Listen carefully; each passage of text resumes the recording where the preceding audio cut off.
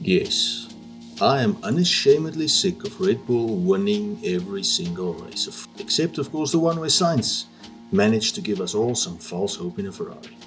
But this is nothing new. I was sick of Mansell winning every race back in 1992. Yes, I'm old, get over it. I was sick of Hill and Villeneuve in 96. And even Schumi caused some levels of fatigue at times in the early 2000s, despite me being a huge Michael fan. Vettel, Lewis, and now Max has just continued this trend, which leads me to the question: who of all of these won an F1 title in the least amount of races? And, of course, because I'm not an idiot, this is a list. 15 people who won the title in the least amount of races. The 15 drivers who won the title in the least amount of races.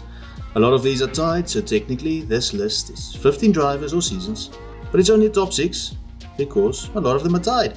So tied for 6, and in no particular order. It's, well, 6th, Lewis Hamilton. Of course, the British goat is always a bit of an overachiever. And he comes in 6th twice. No, it does not mean he comes in 12th. It means he's 6th again, 2 times. Yes, the man who used to date Nicole Scherzinger, a feat possibly even more impressive than his 7 drivers' titles, won the title with 3 races left in 2015 and again in 2020. In 2015, he won it at race number 16 from 19 at the United States Grand Prix, in the end beating teammate Nico Rosberg by 59 points.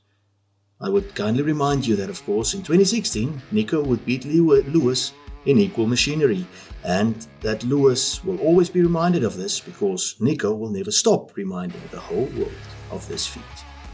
In 2020, the man called Hamilton won the title of the Turkish Grand Prix, which was round 14 of 17, again 3 races left, beating then teammate Bottas by something like 40 million points and equaling Schumacher's total of 7 World Drivers titles, and leading to hours of debating between drunken fans of Michael, maker of shoes, and Sir Lewis about who the true GOAT is.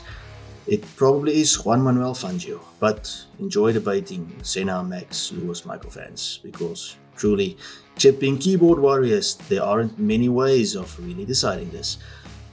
Moving along, also tied for 6, it's Schumacher Light, possibly better known as Sebastian Vettel, back when he was believed to be the greatest thing since sliced bread. The then young German won the 2013 title in India at race 16 from 19. That would prove his 4th and final World Drivers title, and he won it a massive 155 points ahead of Ferrari's Fernando Alonso, who would of course wreak his revenge My country, I am willing to make any sacrifice. a few thousand years later by replacing Seb at Aston Martin and making the car look like Adrian Newey might have secretly helped design it for the first half of 2023. Next, Michael Schumacher had to be here, didn't he? Race 14 from 17 at Spa-Francorchamps. In 2001, he claimed his 4th overall title, scoring almost double the amount of points of second-placed Chin model David Coulthard, driving the most beautiful of McLarens.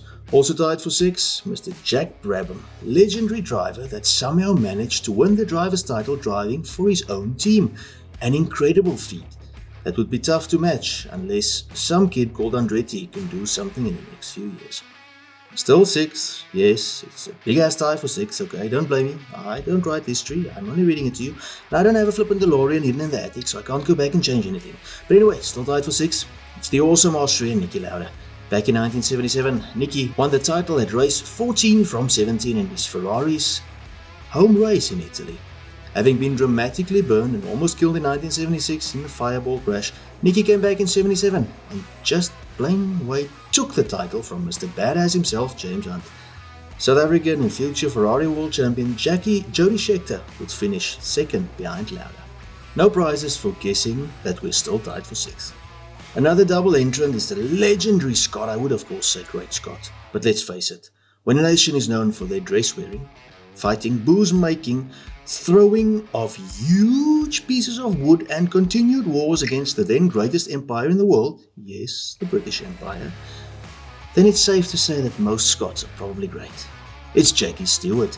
1969 and 1971, Jackie Stewart won the title at race 8 out of 11. How short and sweet those seasons were. Stewart faced competition from the likes of Jim Clark, Jack Brabham and Graham Hill, and still is seen as one of the greatest of all time. Enough said. Only one more 6th place, and it's another overachiever and another Scotsman, Jim Clark, seen by many, including Jackie Stewart, as one of the greatest drivers of all time. Clarkie won the title in 1963 and 65 after race 7 out of 10. Clark would sadly die aged 32 in a crash in a Formula 2 race during a break in the Formula 1 season.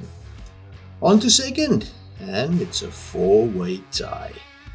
Not crazy about draws or ties myself, and as legendary rugby player and administrator Dr. Danny Craven famously said, a draw is like kissing your sister. And now, before some pervy wiener's mind runs away with him, that's not a good thing, it's unsatisfying. Get your mind out of the gutter. But it is what it is, and the 4 second-placed drivers are Super Max in 2022. In Japan, at race 18 from 22, he snatched his 2nd title for the Colorful Cows after an incredibly dominant season where Ferrari promised a bit of a fight and delivered very little. Mercedes did little except bounce around the track, and the race was just disappointing. Max was very much in a class of his own, and of course would also continue his and his team's dominance in 2023. Vettel again makes the list, and this time it's for the 2011 season. The then arrogant German kid became the youngest double champion when he won the title in Japan. Jenson Button would finish 2nd a long way back for the McLaren, having soundly beaten teammate Lewis Hamilton in equal machinery. I'm sure that is a feat that Nico Rosberg would gladly teach Jenson Button how to celebrate more often. Happy birthday to you, happy birthday dear Brittany. Michael Schumacher also makes the list again, and he does it at his favourite track at Spa, where he also made his F1 debut and won his first Formula 1 race.